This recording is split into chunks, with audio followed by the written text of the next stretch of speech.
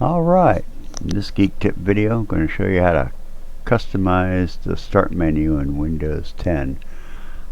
This is a new video. We originally recorded one 5 years ago when Windows 10 originally came out, but of course Microsoft's made some changes to Windows 10, so it's time for us to record a new video. So let's go ahead and bring up the start menu here real quick, and we're going to cover 4 different areas. We're going to cover the actual appearance of the start menu. We're going to cover the folders over here. We're going to cover the app list, which is here, and of course we're going to cover the tiles. But real quickly, let's go ahead and show you how to resize this. We basically just hover our cursor over the edge until we get sizing arrows appear, and then we just grab it with our left mouse button and bring it around and just kind of get it the way we like it. So now let's go into the actual settings app. We're going to go up to the start button, go to the gear, click on settings, going to go to personalization. Alright, now as far as the appearance of Windows 10 start menu, we can actually get a couple of different items here, but let's go ahead and let's look at the colors real quick. Right here we can actually change a lot of the accent colors. We can change the default colors here like that. Get our taskbar colors back. We can have it kind of matching the different background color and all that. So we're going to turn that back off. These are kind of some of the, there's your transparency effects, so that the start screen appears transparent at times. You can actually change the font that is used on the actual start menu and the rest of the operating system. So that's not specific to the start menu, but it is something I wanted to kind of bring up. So let's go into the start menu settings itself. We can actually turn on more tiles. We can turn on or off the app list. We can show the recently added apps, most used apps, which are basically just most used right here. You can have it Microsoft suggest apps on there, and we can use it in full screen. So if we take it to full screen, it actually runs in the kind of like the tablet mode. But for our purposes right now, we're going to run it in standard mode. And then of course the recently opened items and jump lists. So if we had say Microsoft Word here, it would actually pop out with the most recently used documents. So that's what that is there. Now let's go over here. These are which folders appear on the start menu, and that is these guys here: settings, pictures, documents. These are the 3 defaults. These are enabled by default, but you can actually turn them on or off. You can actually turn on multiples. Personal folders, kind of a cool one.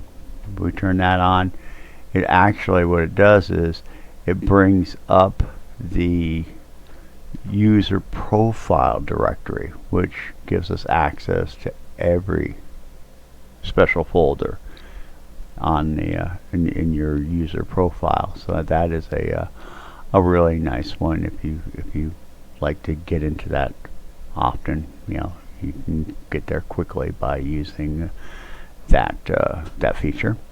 So that pretty much covers the appearance and how to get to the folders.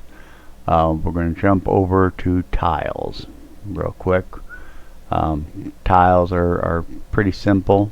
Everybody's kind of gotten used to them. You can move them around by just basically holding your mouse over it and dragging it around. You can right click on a tile and you can get multiple options. You can resize it.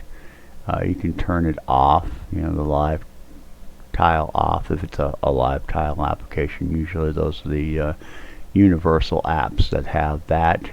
You also have, on some of these, you have an uninstall option too. So that's pretty cool. And now let's say if you wanted to add a program or a shortcut to the start menu, it's pretty simple. We can just right click on a shortcut on desktop, app list, in File Explorer, and we can just say pin to start. So we'll go ahead and we'll pin Hamachi there, and now we see we got Hamachi here. And if we don't want it, we can just unpin from start, and boom, boom, boom. So doing the tiles is pretty simple. But now we're going to go to the most complicated changing, the item that's most complicated in changing, and that's the actual app lists. Okay, you can right click on an app here, and it gives you, there's your jump list, but it gives you the option to unpin it, open file location, run it as administrator. But editing this list, it's not quite here. If it's a universal app like this Candy Crush Soda Saga, you have the ability to uninstall it. But if it's a Windows desktop program, you can't touch it there.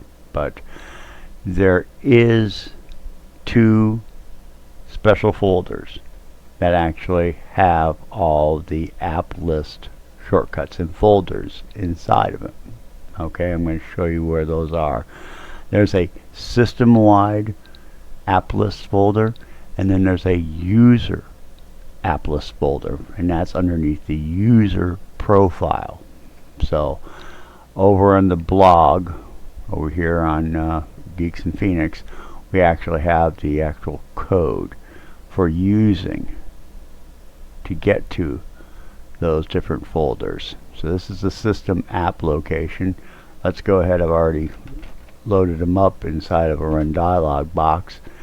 This is the app data, that's the user, and this is the program data. This is the system folder. So we'll go ahead and let's go ahead and bring up the system folder, and we'll go in here and we'll actually see all the programs here. But this is not easily configurable. When you right click in here, you don't have the ability to add any shortcuts. Okay, it's rather hard to do, to add into the actual system app list. It's recommended to use the user app list to make any changes. So but I just wanted to show you where these are. These are all the global app list, so you're going to find all the majority of the apps listed over here are going to be here.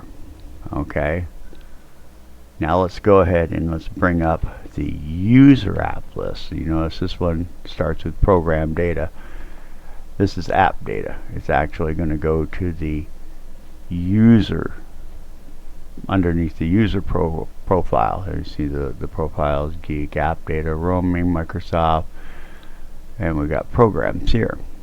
There's less of a list here, but of course these are customizable. These are for user, and this one, this location, you have the ability to add to it and you modify it. So let's go ahead and let's create a shortcut, and we've got a video that we've got a link in the actual blog that shows you how to create these. So let's go ahead and create a shortcut. So let's go ahead. What I want to do is I want to bring in WordPad. Okay, so I'm going to click WordPad. There's WordPad. I'm going to finish it. Now I got a WordPad shortcut there. Now let's go over here to the app list, scroll down to W, WordPad, new. So that's how you can actually add or modify or change the app list on the start menu. Other than that, that's pretty much all you can do really with the start menu. But it's there's a lot there you can do if you want to. So for more geek tips, go on over to geeksinphoenix.com. If you want to copy the code from the actual blog, you'll actually find the link to the blog in the description of the video over on YouTube. Alright, thanks. Have a great day.